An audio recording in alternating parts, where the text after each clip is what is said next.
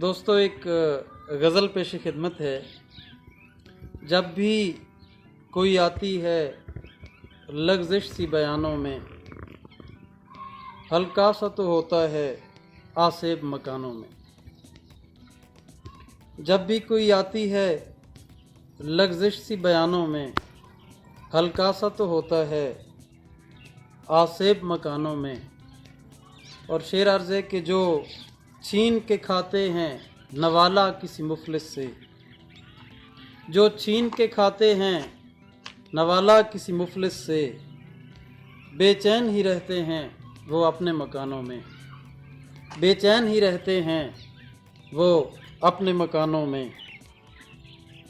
اور بے چین سے لگتے ہو کچھ راز تو پنہاں ہے، بے چین سے لگتے ہو کچھ راز تو پنہاں ہے۔ سچ بات بتاؤ تم ٹالو نہ بہانوں میں، سچ بات بتاؤ تم ٹالو نہ بہانوں میں۔ اور شعر ہے کہ لوگ اپنے ہی محسن کو احسان جتاتے ہیں، لوگ اپنے ہی محسن کو احسان جتاتے ہیں۔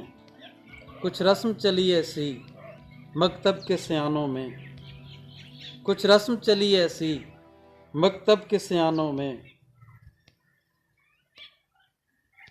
اور میخانوں سے نکلیں گے اور آئیں گے مسجد میں، میخانوں سے نکلیں گے اور آئیں گے مسجد میں۔